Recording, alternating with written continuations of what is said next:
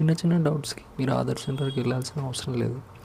మనకు ఆధార్లో నేమ్ కానీ, date of birth కానీ, జెండర్ కానీ, అలాగే మన అడ్రస్ కానీ మనం మార్చుకోవడానికి ప్రతిసారి ఆధార్ సెంటర్కి వెళ్తున్నాం.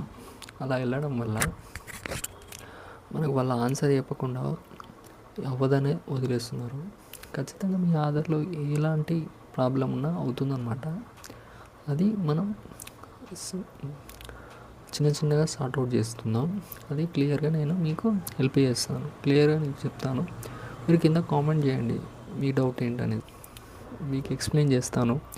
మీ యొక్క ప్రాబ్లం సార్ట్అవుట్ అవుతుందా అవ్వదా అనేది మీరు ఖచ్చితంగా కామెంట్ అయితే చేయండి.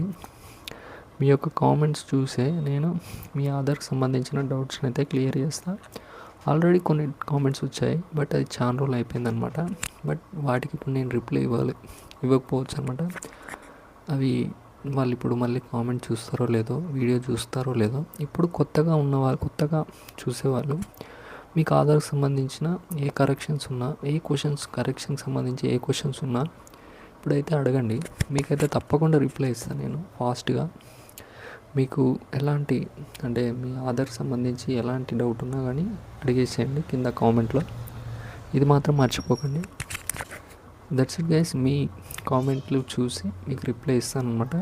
క్లియర్గా రిప్లై ఇస్తాను. ఎలాంటి అంటే అటు ఇటు చెప్పకుండా క్లియర్గా మీ ప్రాబ్లమ్ని అయితే సార్ట్అవుట్ చేస్తాను. That's it guys. ఈ వీడియో మీకు నచ్చింది అనుకుంటున్నాను. నచ్చితే లైక్ చేసి అలాగే మన కామెంట్ చేయండి. అలాగే మన ఛానల్ని సబ్స్క్రైబ్ చేసుకోండి.